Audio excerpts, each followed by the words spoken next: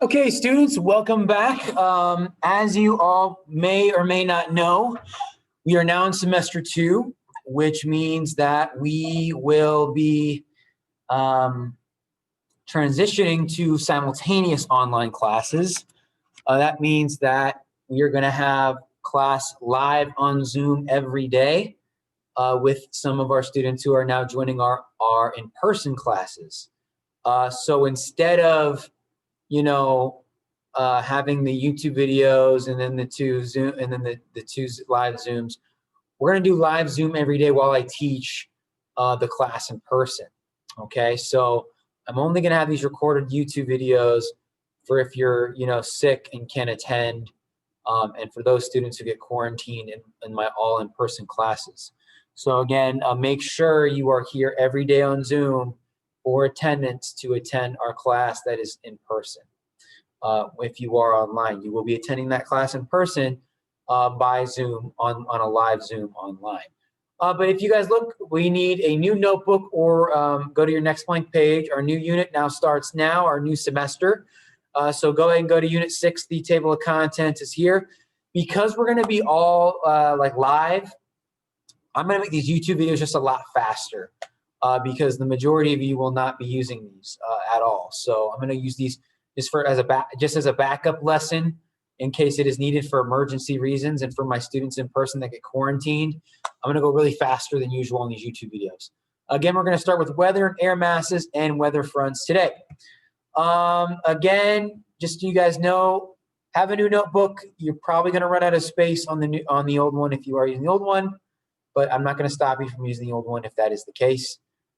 Again, we've already had the syllabus, so I'm not too concerned with us doing a syllabus assignment, so just ignore that from previous years. Let's now go on to the Go Blue, which is right here. The 3 questions. Number 1, cold water flows to the blank while warm water flows to the blank. Talking about ocean currents there from the last unit we left off on last semester. 2, how does the ocean impact greenhouse gases? And 3, what is the difference between weather and climate? Just as a heads up, guys, we will have Unit 6 Vocab 1, which I'm going to try and post online as soon as possible. And we will have planet projects next week as well. Again, planet projects next week as well. Let's continue to our answers. Number 1, the cold water is going to want to flow to the pole, to the equator, while the warm water flows to the poles. Again, cold water, the opposites attract. Cold water wants to go to where it's warm. Warm water wants to go to where it's cold. Number 2, the atmosphere or the ocean is actually going to absorb and decrease greenhouse gases, which is not so great for the fish, better for us though. So it kind of acts like a carbon sink. Again, kind of acts like a carbon sink. And then 3, weather equals short-term atmosphere conditions, whereas climate is the long-term atmosphere conditions. So for weather, we're talking about like days, months, weeks. Okay, not my bad. Days, hours, and maybe weeks. Climate, we're talking about months, years, and season. It's long term. So what's the climate? What's the atmosphere like over a long term time span? Weather is short term time span. I got 2 video questions, guys. Number 1, how do meteorologists make predictions about the weather? Again, write this below on page 2. Again, these videos will go by fast, so please pause the video to write these things down as I go by fast. But number 1, how do meteorologists make predictions about weather? Let's go ahead and check that out.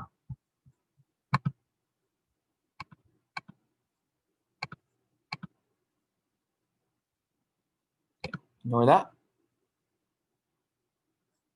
Check it out. Sure, we've all complained. Let me go and turn the volume up a little bit so you guys can hear it better.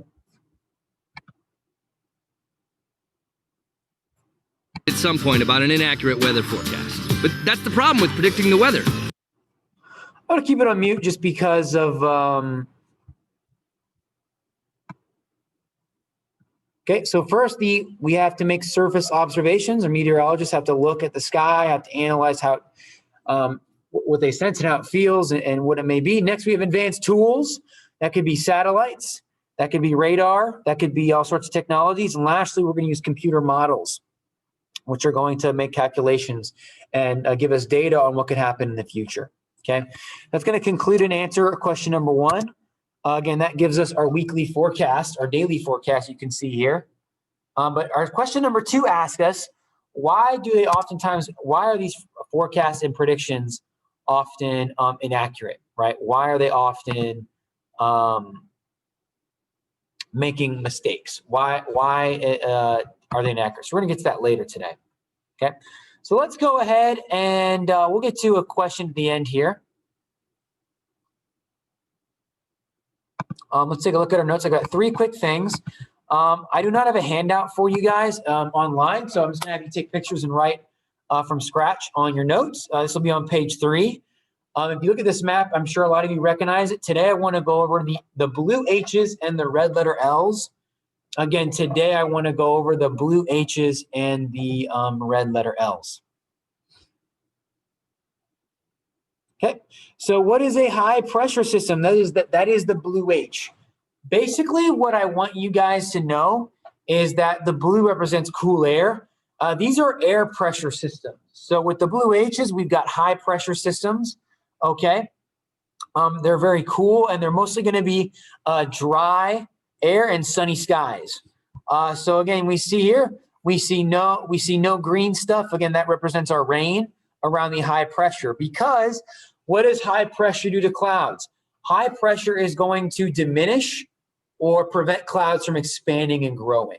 So usually it just kind of, in a sense, destroys and dissipates the clouds from forming, which is why you don't get any rain or cloud coverage with high pressure systems. Okay, typically they're going to spin clockwise.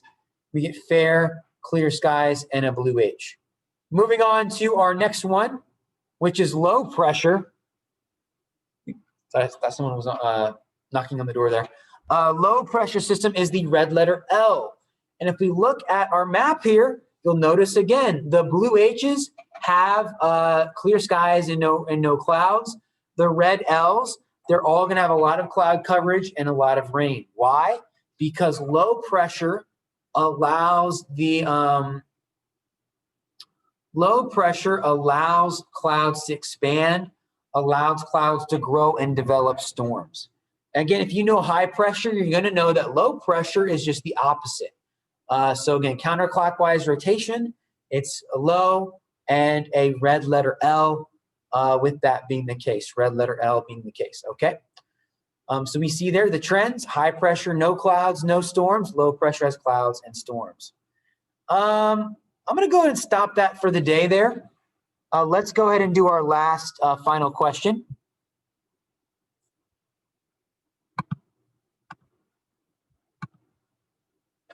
My phone here for our final question of the day. In 1 second as I set this up.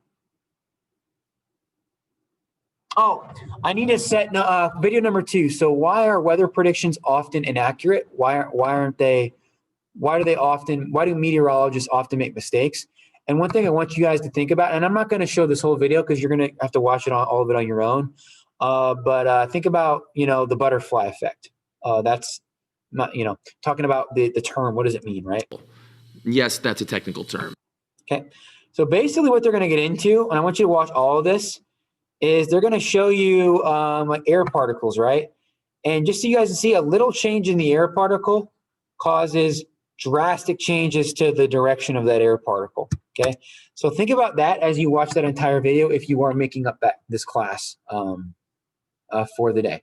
But let's go ahead and conclude class today. Okay, give me 1 second.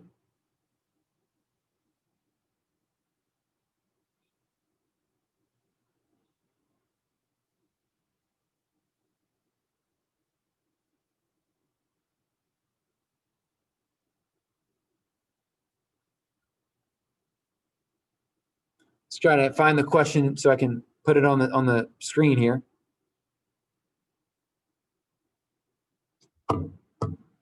Right. Now it should pop up. Okay. Which of these best describes the type of weather that a high pressure system would bring to an area? Is it A, cool strong winds, dry clockwise rotation? B, warm weak winds, moist clockwise rotation? C, cool weak winds, dry clockwise rotation? Or D, warm strong winds, dry counterclockwise rotation? To pause the video, see what you think it is. Okay. And the answer is going to be C, the blue letter H. It's cool. It's got weak winds. It's calm winds. It's dry. Okay, and clockwise rotation. That's going to go ahead and conclude class for the day.